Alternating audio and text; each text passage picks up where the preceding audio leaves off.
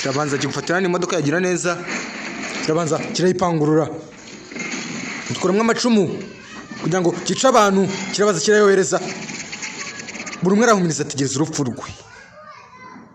Gusa abantu bagiye kuburura amaso babona nta cumu na rimwe ryiza ribakora. Ibi ni ibikinyagasani. Kikiri muri kibaza kuntu bibaye bishobotse. Abantu kuburura amaso hejuru kureba inyuma yacyo, kumbe nyiri byondo, nyiri costume, nyiri mugi, nyiri kote, nyiri byose yahageze yiswe Krish. Hey, yagarutse. Banza bayahuza amaso. Wibuke papa we yamubwiye ati ngo icyo kiremwa no kireka ari kizima kizangiza umujyi wose. Urumva ko yatatuma kiba ari kizima. Barabanza bararebana, gihindura amacumu kijya kora ku bantu, kibaza kiramwohereza. Umwana arabanza arayafatira mu kirere, amwereka udukoryo dushyashya. Nta kuntu utagira ubwoba, umuntu ukurenza imbaraga kitakigenda. Gusa na Krish nawe ntiyakemera kuba cyabaho, ko papa yamubwiye ngo kiramutse kibaye kizima umujyi waba uri mu kibazo. Barabanza banyura mu mujyi, barabanza banyura mu mujyi. Mbibutsa ngo mukoze aka video mwakomeza mugakora gusa subscribe, like and comment and share. Barabanza banyura mu mujyi. Umva punch kubera umujinya, umva punch yayindi yango biba gutera ukaturwara.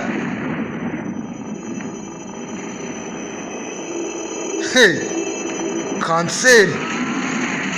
Barabanza banyura mu bikorwa remezo bya leta, bari kwangiza ibikorwa remezo bya leta. Barabanza umva ingumi, kiki, punch. Karuri kucheza na kucheza, karuri mu mikino. Umva ingumi yo mu muyaga, umva ingumi yo mu muyaga. Kimaze kiramufata, kiramucurika, kimanura, kimwerekeza mu bikorwa remezo bya leta bari kubyangiza. Ariko Krish kugegeza gutabara abaturage. Ibikorwa remezo biracyangirika. Dore sima n'amatafari. Fata kiki na karu, kiki wewe sagara kamanyiro umuganda bakubase shaka gasuje. Ibikorwa remezo bahoze bamenagura utangiye gukora ku buzima bw'abantu. Babikoze nk'aho batabibona sha, kandi amaze kubona ubuzima bw'abantu n'iryo shema ryawe. Sawa sha. Arabanza baza kuri etage hano ya Roko, abaza kuri etage yanjye umwana amaze kubaka amezi 3 inyuma. Arabanza kigabo kirayivuna, komanda amaye lisansi bajya kugifungisha. N'abakozi banjye nari maze kwishyura kwezi kwangisha, arashaka ko bapfa batarankorera akazi.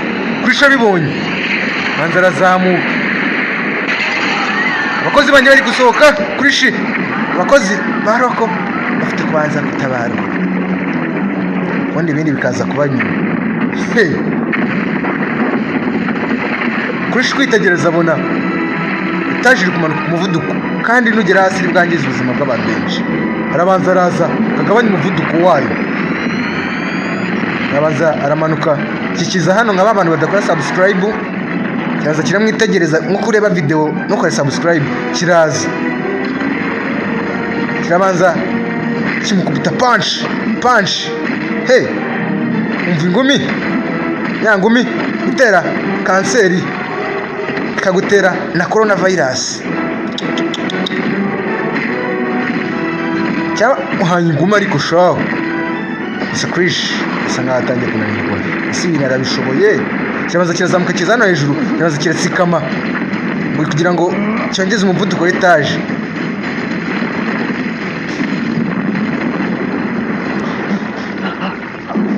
kirabanza kiramanura